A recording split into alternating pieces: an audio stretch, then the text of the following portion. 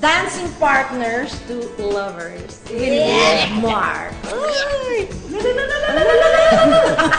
Ito naman, from co-stars to Japan. Mag-trending yung Japan na yan. From co-stars to Japan. Ang layo eh. Pero naiintindihan na nila yan. Si Art. Kaya mo ba talaga at saka si Rochelle. Ayan, parang naman. Ang tamis! Ang tamis. So mag-thank you muna tayo sa ating musical director, Raul! Mr. Raul Mitra! Ayun, ayan. Ipa-share naman natin since Valentine's Day. Uy, bumati ka ng Valentine's Day. Happy Valentine's to everyone! Yes, happy Valentine's. This flower is for you.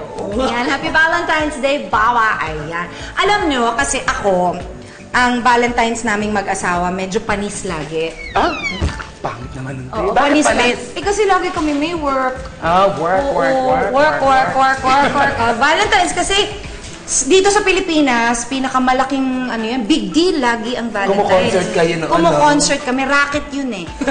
So, Pera muna bagong love. Very good. Pero dito sa ating mga mag-lovers, big deal ba sa inyo ang Valentine's? Yes. Talaga nga. Pero araw niya yun. Mas araw niya. Mas araw ng girl. Actually, naging araw ko, no? Sa buong taon pala. Kayong dalawa? Kami kasi, yung first time pala ako nanliligaw. So, sabi ko, pwede ba kitang ilabas for Valentine's Day? So, walang plano kasi nabiglaan. Biglaan. So, punta kami, pasinundo ko siya sa South. Punta kami ng Resorts World. Japan. Resorts World. Pabulong yun! Siyempre, dahil hindi planado, hindi kami nakapagpa-reserve ng anything. Oo nga. Sabi ko, half-time parking sa may, yung still parking ng resorts. Oo. Ending, 2 oras kami sa parking. Kasi sobrang traffic. Kasi malalabas na yung mga tao. Sobrang Laging palpak yung Valentine's namin. So the second... Pero nagtatry naman kayo. Nagtatry naman tayo. And the second time na nakapag-celebrate kami, nung kami na, pumunta kami dun sa favorite restaurant. Kung saan kami kumakain madalas. Ito tanong, ano lang naman, hypothetical. Spell hypothetical. Kunyari. Huwag mo na pinapahirapan, Valentine's. Okay, hypothetical lang naman ito. Kung sky's the limit, ang Valentine's date, at yung talagang kahit pinaka-imposible na pwedeng maganap. Ano yon? Ano yung dream date ninyo? Ako pala, gusto ko yung lahat ng gusto niyang puntahan. Kunwari, may part sa Europe na gusto siyang puntahan. Doon kami magla-lunch, tapos yung dessert sa ibang lugar naman. Yun! Diba? Alam mo, romantic talaga. Kasi may mag-travel eh. Wala tayong Eh di iba-iba Ikaw, yan. Mars. Wala. Wala ka talaga. Wala talaga. First of all, ang hirap kumain sa Mars. Ito namang Bakit wala tayong maisip dalawa? Na-pressure sila.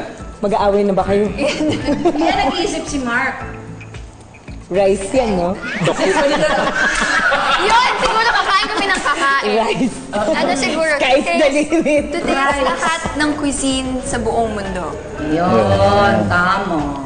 But more on para sa More rice. Kanya taste lang. Si Mark Buffet. taste of it. Tapos sa kanya, todo. Oo, gano'n. Siguro yun, siguro. Lahat. Lahat. Yun, lahat. Alam mo, ganyan din kami mag-jowa nun eh. Kasi, syempre hindi pa alam mga utaw na kami na. So, bahay lang kami, bahay-bahay.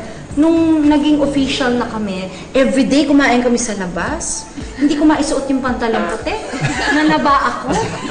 Kumain talaga kasi foodie yung jowa ko eh. Mahilig siya mag-restaurant.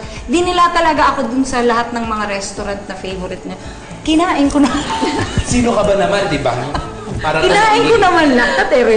Alam mo naman umarte ka pa. Tapos mag-isip ka lang dun sa restaurant. Siyempre kakain ka. Ayan. Yan ang mga pangarap lang naman. Pero sa totoong world, minsan hindi sumasang-ayon ang mga pinaplano o yung mga binabudget natin. Siyempre ito, mahirap naman talaga, no? Siyempre sa mga magjujowang, especially yung medyo kapos sa budget, may ituturo itong mga magjujowa na ito. Para mag-date na lang kayo sa bahay, sa Balur. Tibid date. Papakitaan nila tayo ng mga recipes nila ng sumasang-ayon sa love affair. Ang ganda, di ba? Yan, sa pagbabalik po yan ng sarap. Sarap, diba? Bakit ganon? Para talaga